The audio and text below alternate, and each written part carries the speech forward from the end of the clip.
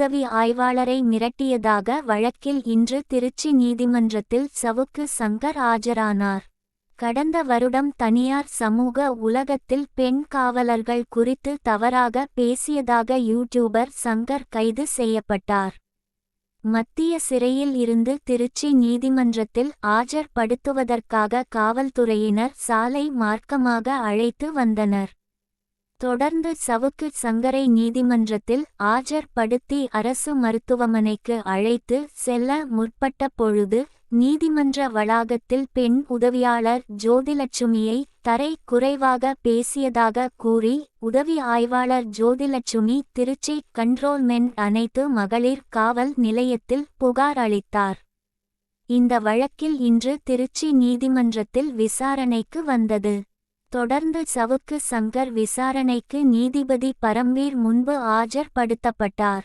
நேரில் விசாரணை மேற்கொண்டு பின்னர் நவம்பர் 12, 2025 அன்று மீண்டும் நீதிமன்றத்தில் ஆஜராக நீதிபதி உத்தரவிட்டார்.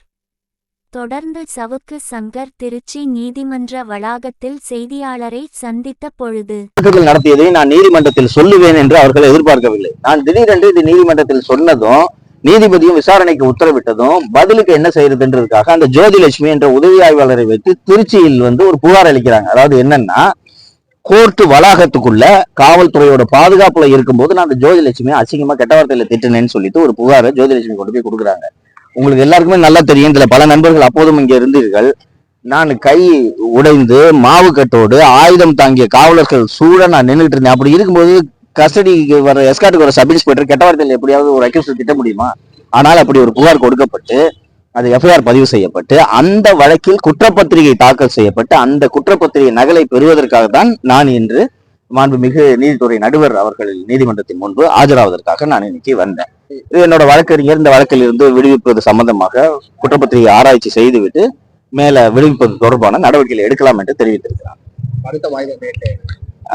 நவம்பர் மாதத்தில் ஒரு தேதி, நவம்பர் மாதம் 12-11 அன்று தேதி போட்டிருக்காங்க. தொடர்ந்து உங்க மேல இந்த மாதிரி பண்றதுக்கு என்ன காரணம் நினைக்கிறீங்க? ஏற்கனவே இதுவரைக்கும் 35 வழக்குகள் நிலுவையில் இருக்கின்றன. இதுல ஒரு 15 வழக்குகள் புலனாய்வில் இருக்கின்றன. 20 வழக்குகளில் குற்றப்பத்திரிகை தாக்கல் செய்யப்பட்டுள்ளது. நீங்க உங்க நண்பர்கள் அத்தனை பேருக்குமே தெரியும், நான் சென்னையில ஒரு மீடியா சேனல் நடத்திட்டு இருக்கேன், யூடியூப் சேனல் நடத்திட்டு இருக்கேன். தினந்தோறும் நான் ஷோ பண்ணணும், பொலிட்டிக்கல் ஷோன்றதுனால டெய்லி நான் ஷோ பண்ணணும்.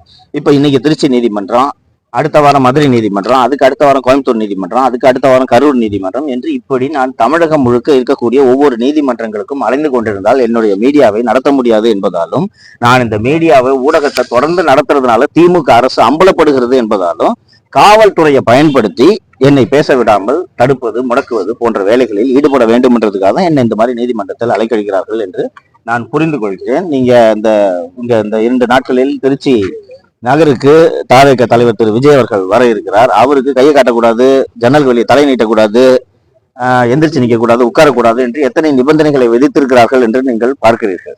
அவர் ஒரு அரசியல் கட்சி தலைவர், அவர் பிரச்சாரம் பண்ணணும்னா பிரச்சாரம் பண்ணிட்டு போட்டோம். ஆனால் காவல்துறையை பயன்படுத்தி அவரை எப்படி முடக்கிறாங்களோ அது போலதான் என்னையும் காவல்துறையை பயன்படுத்தி முடக்கிறாங்க.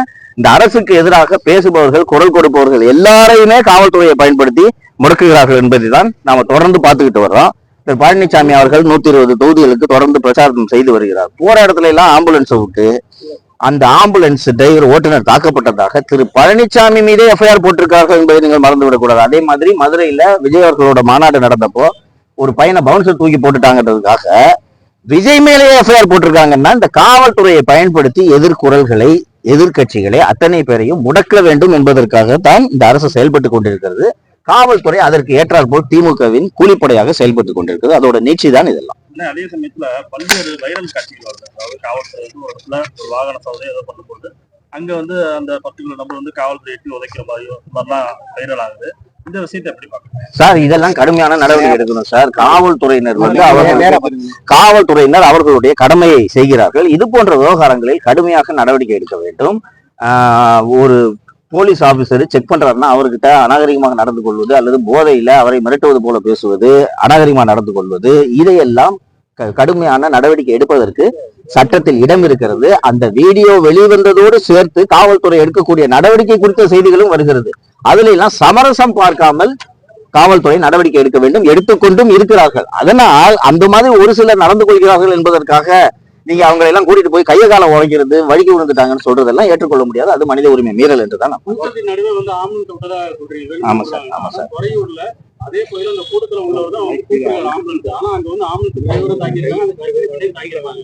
சார் இது எல்லாம் கரெக்டுங்க சார். இது போன்ற வேலைகளை திமுகவினரே அந்த கூட்டத்திற்குள் இருந்து கொண்டு செய்ய முடியும் சார். இப்ப இந்த கூட்டம் இருக்கு, இந்த இடத்துல இருந்து ஒருத்தர் 108க்கு கால் பண்ணிட்டு எனக்கு நெஞ்சு வலிக்குதுன்னு சொன்னீங்கன்னா அது ஜென்யூன் காலா தான் சார் இருக்கும். கூப்பிடுற ஒரு திமுக காரரா அதிமுக காரரா உண்மையிலேயே நோயாளியான்றது நமக்கு தெரியாதுங்க சார்.